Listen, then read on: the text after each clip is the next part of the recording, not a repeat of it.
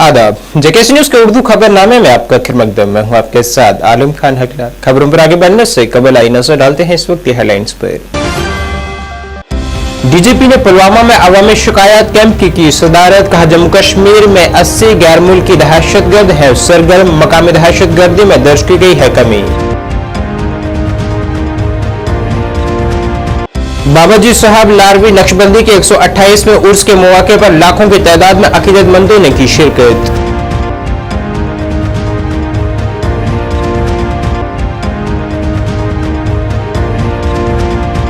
अवामी इत्तेहाद party अपना दायरा वसी करने के मकसद से शुरू कर रही है रुकनियत मुहिम। इंजीनियर रशीद की अबूरी जमानत के लिए भी की जा रही है कोशिश।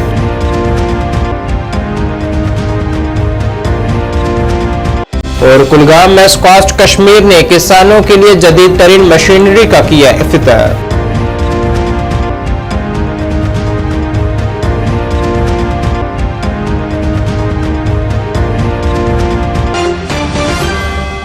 अब खबरें तफसील से।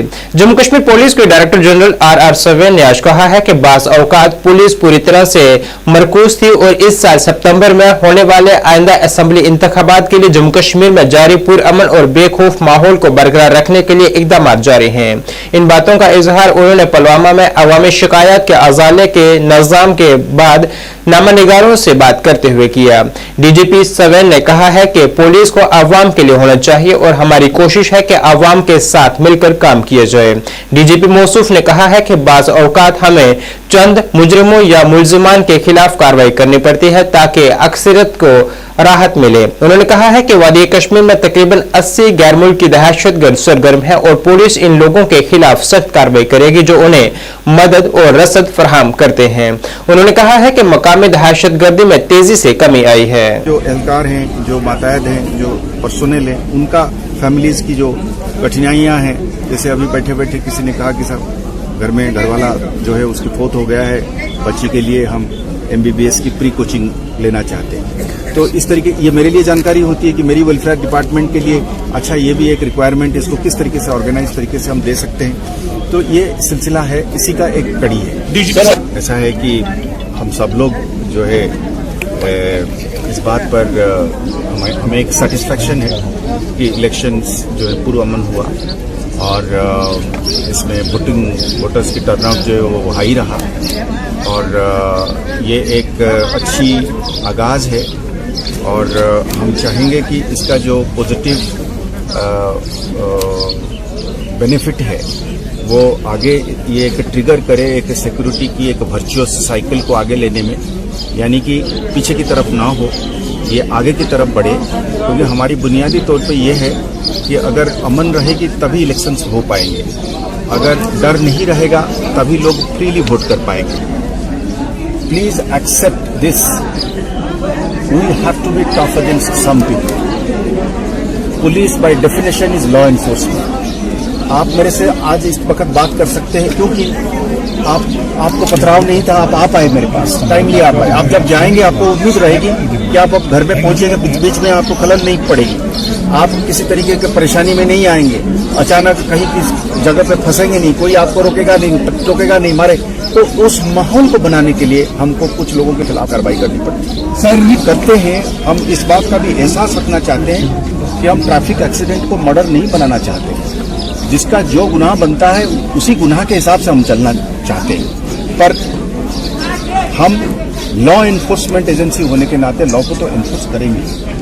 तो इसमें हमें मदद चाहिए, इसमें लोगों का पूरा सपोर्ट चाहिए और लोगों को पूरा सपोर्ट मिल भी रहा है, इस बात का भी हमें एहसास है। ऐसा है, मैं कहीं और एक जगह पे मैंने ये बताया कि हम एक टेररिज्म जो रेजिडेंट टेररिज्म से हम फॉरेन टेररिज्म की तरफ जा रहे हैं। रेजिडेंट टेररिज्म का मतलब हो गया कि हमारे अपने लड़के जो तादाद में जो है शामिल होते थे वो कम होने लगा है। हमारी ये कोशिश रही है कि कम्युनिटी के साथ मिलकर हम ये पहले तय करें कि कोई इनमें दाखिल ना हो, तो कोई किसी माँ की, किसी बहन की, किसी भाई जो है या बेटा या खामद जो है इसमें शामिल ना हो, इसकी जान बची रहे। और जब इस तरीके का कोई भी रिक्रूटमेंट होता है, हमारा पहला ये कोशिश रहती है कि गया क्यों, उसको कैसे रोका जाए। तो उस जो कोशिश है उसकी वजह से आज आप देखेंगे की तादाद में कम हो गया। जब तादाद कम हो गया है तो जानें बच रही हैं। जब जानें बच रही हैं तो घर आबाद रह रहा है। जब घर आबाद रह रहा है तो वायलेंस कम हो रहा है। हम ये चाहेंगे कि ये किसी की घर ना टूटे, कहीं पे भी किसी के घर के आंगन में कोई भी किस्म की बातंदारी ना हो। अब फॉरेन टेररिज्म है। अब आज के दिन में 70-80 लोग आ गए हैं, वहां से आते हैं, वो बराबर कोशिश करते हैं आने के लिए। जब आते हैं वहां से बंदूक लेके आते हैं, आईडी लेके आते हैं। पिछले दिनों में उन्होंने इलेक्ट्रिक की खंभा उड़ाने की कोशिश करी। तो इलेक्ट्रिक खंभे से तो हम सब लोगों को बिजली मिलती है, आपका बिजली तो आपको भी बिजली मिलता है, आपके टेलीफोन भी उसी से चार्ज होता है। तो वहां से लोग पैसा तो लेके नहीं आते हैं, मेडिसिन तो लेके नहीं आते हैं, नौकरी तो नहीं लेके आते हैं, अस्पताल तो नहीं लेके आते हैं बंदूक लेके आते हैं।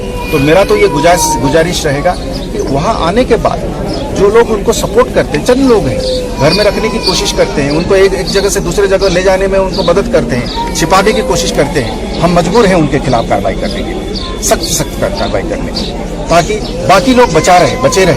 100 में से एक आदमी को हम उसके खिलाफ कार्रवाई करने में हम मजबूर हैं, ताकि 99 लोग शांति में रहें, अमन में रहें, खुशहाली में रहें, तरक्की करें। सूफी बुजुर्ग बाबा साहब लारवी नक्शबंदी के 128वें उर्स के मौके पर आज 1 लाख से ज्यादा अकीदतमंदों ने जम्मू कश्मीर के जिला गांधरबल के इलाका वंगत में बाबा नगरी के मजार पर हाजिरी दी है।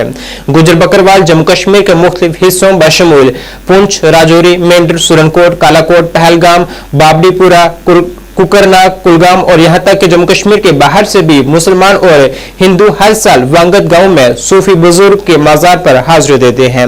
यहां खसूसी दवाओं का एहतमाम भी किया गया। इस सब चीज को है मेरा मौला पाक इसको सवाब पैगंबर आखिर ज़माना हज़रत समझ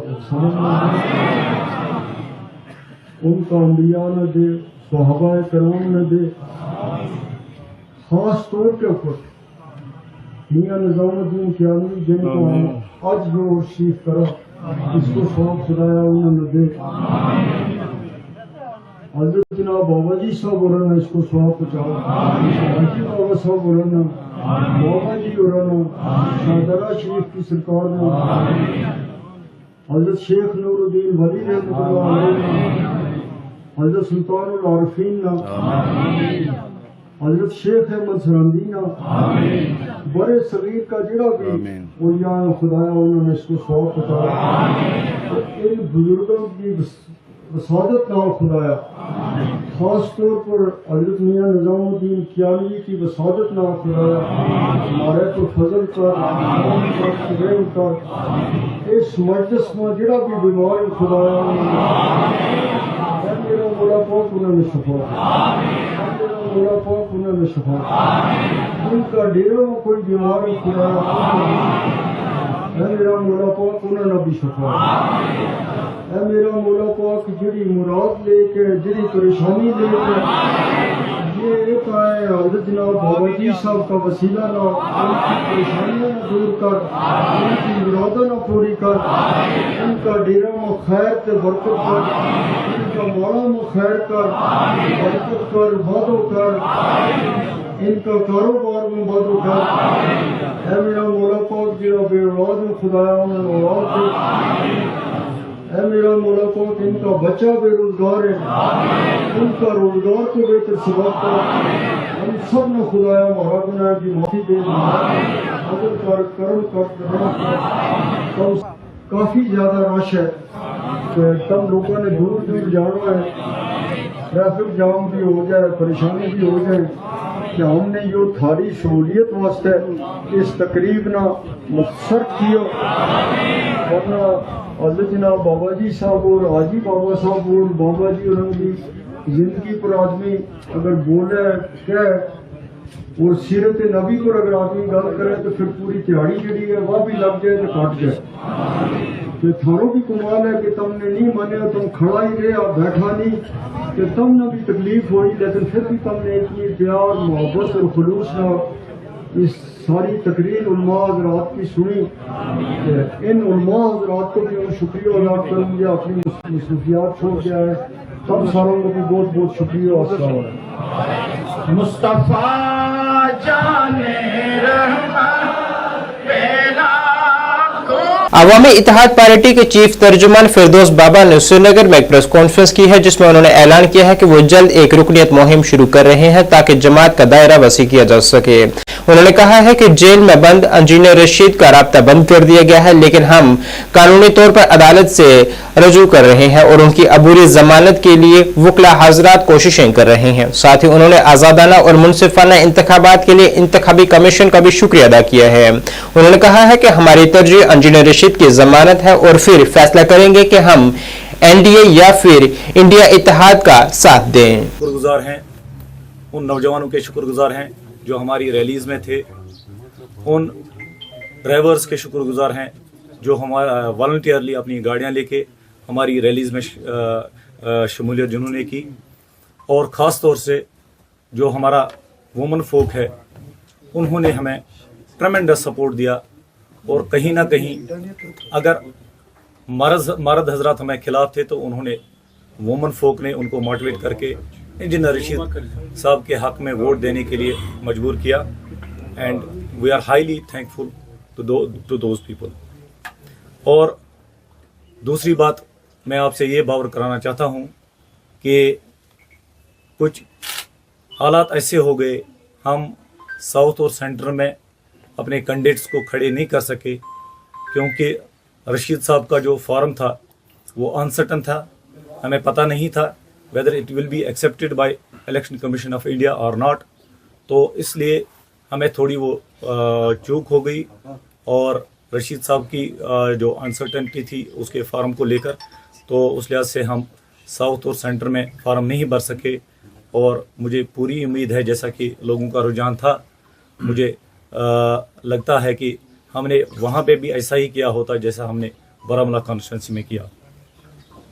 और नेक्स्ट पॉइंट, हमारी पार्टी जो अभी तक अंडर एस्टिमेट होती जा रही थी, अब people cannot, people, when I say people, I mean those parties who are already existing in the political setup of Jammu and Kashmir, they cannot ignore us। हमारी पार्टी है, अब हमारी एक मॉरल बाइंडिंग बन जाती है कि हम लोगों के सामने जाएं, अपनी बात रखें, अपनी पार्टी का जो एजेंडा है वो रखें। तो इस सिलसिले में हम जो ग्रास रूट लेवल के वर्कर्स हैं या जो वॉलंटियर्स हैं उनको कनेक्ट करने के लिए अवामी इत्तेहाद पार्टी एक मेंबरशिप ड्राइव शुरू कर रही है। अंडर 14, अंडर 17 के लड़कों और लड़कियों के लिए बैन जोनल जिला सतह के मुकाबले आज स्पोर्ट्स स्टेडियम डोडा में 2024-25 की सरगर्मी के सालाना कैलेंडर के हिस्से के तौर पर शुरू हुए हैं। इस टूर्नामेंट का इनाकाद महकमा यूथ सर्विसेज एंड स्पोर्ट्स डोडा ने directorate youth services and sports Jammu Kashmir UT हुकूमत की हिदायत पर किया है। इस मौके पर जिला तरक्याती कमिश्नर डोडा हरविंदर सिंह मेहमान खसूसी के तौर पर मौजूद थे।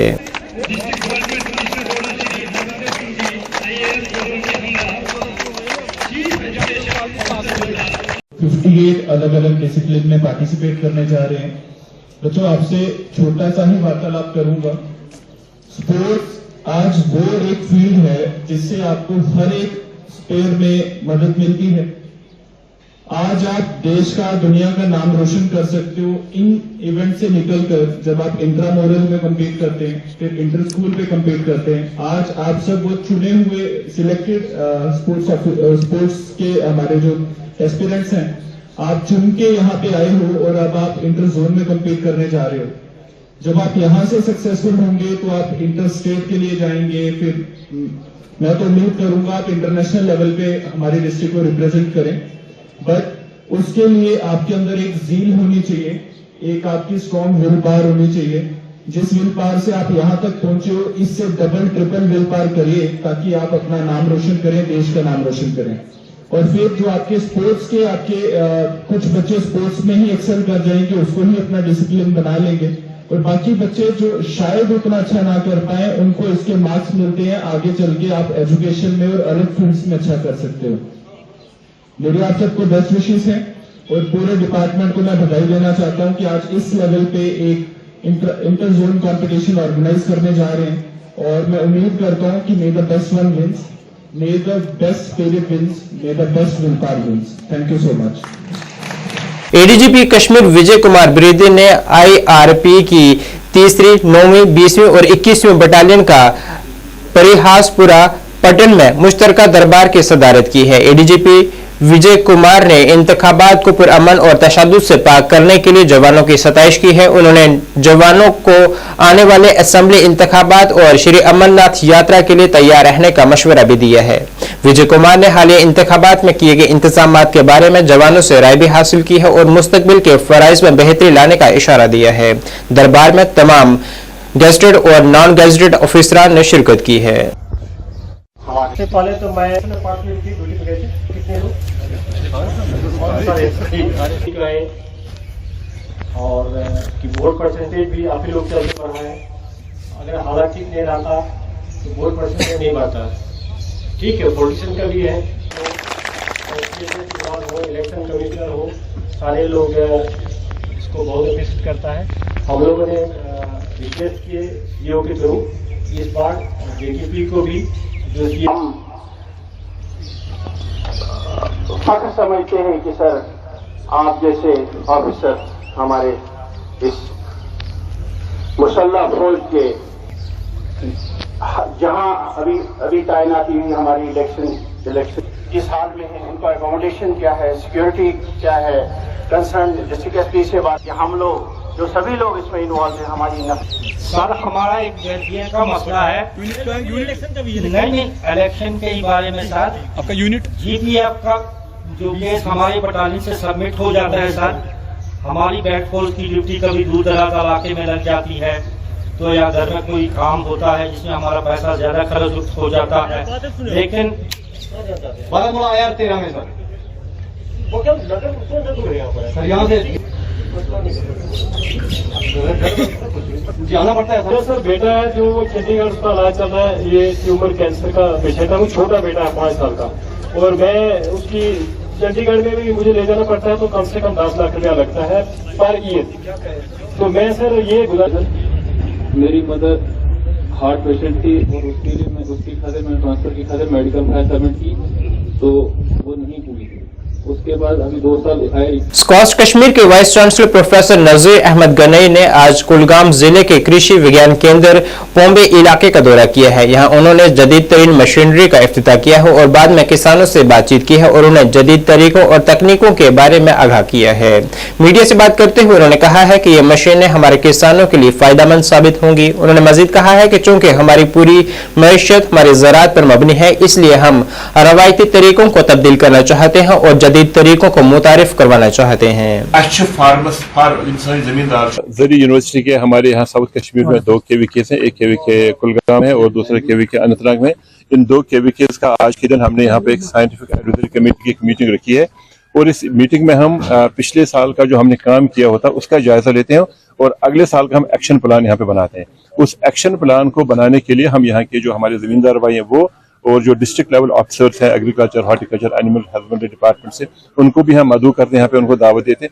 उनसे हम इन डिस्ट्रिक्ट्स के जो एग्रीकल्चर और ज़राअत से मुतल्लिक परेशानियाँ, प्रॉब्लम्स हैं, इशूज़ हैं, उनको हम समझते हैं और मिल के हम अपना एक्शन प्लान तय करते हैं। और टारगेट हमारा ये है कि हमने इस एग्रीकल्चर को हम कमर्शियली सस्टेनेबल एग्रीकल्चर हम कैसे बनाएंगे, इसमें हम नई टेक्नोलॉजीज का हम इस्तेमाल कैसे करेंगे, हमने इसको जो बदलते मौसम के साथ में जो हमने एग्रीकल्चर को अब करना होगा उसके हिसाब से जो हम यूनिवर्सिटी वक्तन फवक्तन एडवाइजरीज अपने फार्मर्स को देती है। हर हफ्ते से हमारी एक एडवाइजरी जाती है, फार्मर्स को ट्रेन करना होता है, उनको बाखबर करना होता है कि हमारी जो नसीहतें हैं एडवाइजरीज उन पर अमल करके जो आगे अपने जो एग्रीकल्चर को हम कैसे तरक्की दे सकते हैं। और उसके बाद हम अपने ज़मींदार भाइयों को ये भी सिखाते हैं कि अपना जो एग्रीकल्चर प्रोड्यूस है जो निकलता था वो हम बाजारों में एज फ्रेश बेचते थे, उसको हम अपने फार्म पे प्राइमरी प्रोसेसिंग करके या उसकी वैल्यू एडिशन करके उसको हम बाजारों तक कैसे पहुंचाएंगे। तो वो बड़ा एक हमारा प्रोग्राम है एंटरप्रेन्योरशिप डेवलपमेंट का। हमारा जो डायरेक्टरेट ऑफ एक्सटेंशन है यूनिवर्सिटी का, उसमें कई सारे प्रोग्राम है। एक प्रोग्राम है उसमें STRY programme, skilling rural youth है, तो उसमें हम बच्चों को एग्रीप्रेन्योरशिप के बारे में सिखाते हैं और खासकर उसमें वैल्यू एडिशन प्रोसेसिंग के बारे में सिखाते हैं और उनको मार्केटिंग के बारे में भी सिखाते हैं ताकि इस कम ज़मीन से हम ज़्यादा हासिल करें और जो ज़्यादा फसल हो उसको हम प्रोसेस करके बाजारों तक पहुंचाएं। और हमारा एक बड़ा फोकस ये है कि हम यहाँ पे FPOs भी यहाँ पे खड़े करें। हमने साउथ कश्मीर में कई सारे फार्मर्स प्रोड्यूसर्स ऑर्गेनाइजेशन भी यहाँ पे खड़ी करी हैं और उनको हम ट्रेन करके उनकी हैंड होल्डिंग करके उनके प्रोडक्ट्स को बाजार तक पहुंचाने की भी कोशिश करते हैं। जम्मू कश्मीर यूनाइटेड मूवमेंट ने उमर अब्दुल्ला के हालिया समाजी मीडिया पर जारी किए गए बयान की मुज़म्मत में एहतजाज दर्ज करवाया है। यूनाइटेड मूवमेंट के चीफ तर्जुमान मोहम्मद एजाज ने कहा है कि उमर अब्दुल्ला का खानदान इस्लाम से बहुत दूर है और वो इस्लाम के बारे में इल्म नहीं रखते। उन्होंने उमर अब्दुल्ला से मांग की है कि वो अपने बयान पर माफी मांगे।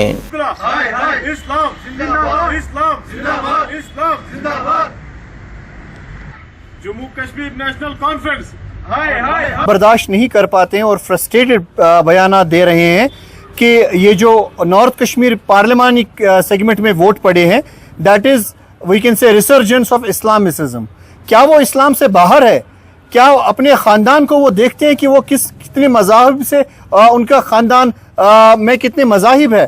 पहले वो तय करे कि क्या वो खुद मुसलमान है, वो दूसरों को प्रीच करने से पहले, या इस्लाम के दायरे में है कि नहीं। और दूसरी बात, पॉलिटिक्स में इस बारी यंगस्टर वोटर्स ने और फर्स्ट टाइम वोटर्स ने सबसे पहला और बहुत बढ़ चढ़ के हिस्सा लिया। क्या वो 87 रिपीट करना चाहते थे नॉर्थ कश्मीर में? उससे नेशनल कॉन्फ्रेंस खुश होती। और उमर अब्दुल्ला जो कि टूरिस्ट बन के नॉर्थ कश्मीर के सेगमेंट में गए थे, जब उनको रिजेक्ट किया गया 2 लाख से ज्यादा वोटों से, वो हार बर्दाश्त नहीं कर पा रहे हैं। And out of that he is getting the Islam in between, और वो रिसर्जेंस ऑफ इस्लामिसिज्म और फैसिज्म ऐसी स्टेटमेंट्स देने पे मजबूर हो गए हैं। हमारा जो उमर अब्दुल्ला साहब है, उन्होंने जो भी वो अपना ट्वीट किया था अगेंस्ट द, जो उसने कहा था कि सेशनिस्ट्स एंड सेपरेटिस्ट ने इसे पार्टिसिपेट किया था और जो बाइकॉटर्स हैं उन्होंने भी इसमें पार्टिसिपेट किया था, तो हमें खुश होना चाहिए एज ए डेमोक्रेटिक स्टेट। इसमें सब बढ़ चढ़ कर हिस्सा ले रहे हैं और उसको ऐसी इस्लाम को, मजहब को अपना वो निशाना नहीं बनाना चाहिए था उनको। ये एक वेलकमिंग स्टेप है, उनको भी इसमें वेलकम करना था, ना कि इसमें क्रिटिसाइज करना था। Thank you.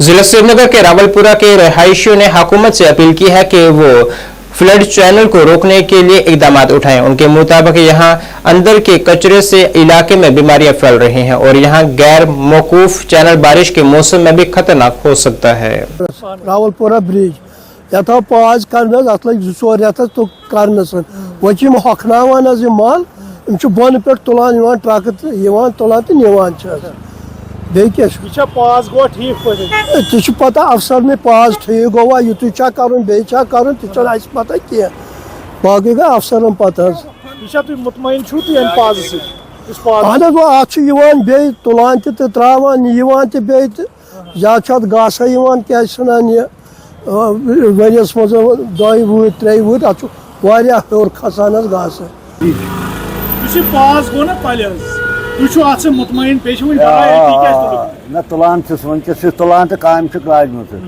अत थोड़ा मज गई परेशानी कम रियल्टी गई मुनासिब रियल्टी दिन JR तो तुलान तो तुलान वनकस पास गो ठीक मुतमईन इंशाल्लाह मुतमईन वनिस कैसन लकन कत कर तम गर्द वतान गर्द हेकि वथित क्या अत मेच गाड़ नेरान सह थोड़ा रस यह अदर यह फौलान सड़क पे अत वत थोड़ा बहन गर्द मगर पास गो जान पे जनाब क्या करू तुम अपील गवर्नमेंटस तम हेकन जल्दी जल्दी कर जल्दी जल्दी तुलान।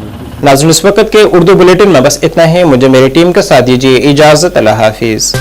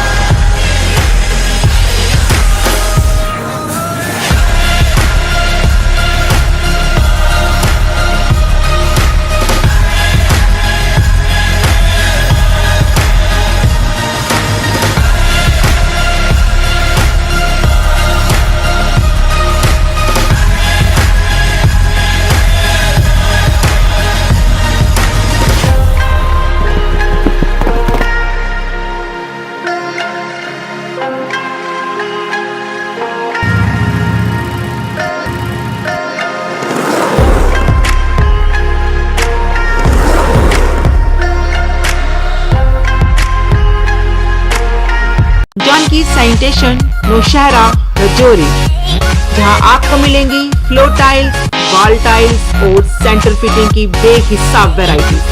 तो अगर आप अपनी पसंद की किसी भी तरह की टाइल्स या सेंटर फिटिंग खरीदना चाहते हैं तो रुक करें सिर्फ जानकी सैनिटेशन का। हमारा पता है Janaki sanitation, Gujral Chowk, Nowshera, Rajouri. Phone number 9419171840, landline number 01960230294। MV International School admission open for classes pre-nursery to 8th. For details, contact on 7298212270 or 9796212270। ਕੀ ਤੁਸੀਂ ਪਰੇਸ਼ਾਨ ਹੋ?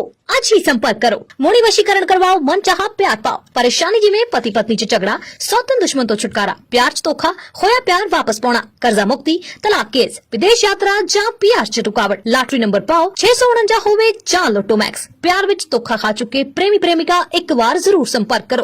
ਐਕਚੁਅਲੀ ਮੇਰੇ ਤੇ ਮੇਰੇ ਬॉयਫ੍ਰੈਂਡ ਦਾ ਬ੍ਰੇਕਅਪ ਹੋ ਗਿਆ ਸੀਗਾ ਤੇ ਮੈਂ ਕਾਫੀ ਜ਼ਿਆਦਾ ਡਿਪਰੈਸ਼ਨ 'ਚ ਰਹਿਣ ਲੱਗ ਗਈ ਸੀ ਤੇ ਮੈਂ ਫਿਰ ਇਹਨਾਂ ਕੰਟੈਕਟ ਕੀਤਾ ਤੇ ਇਹਨਾਂ ਤੋਂ ਵਸ਼ੀਕਰਨ ਕਰਵਾਇਆ ਤੇ ਮੇਰਾ ਕੰਮ ਬਹੁਤ ਅੱਛਾ ਤੇ ਬਹੁਤ ਜਲਦੀ ਬਣ ਗਿਆ।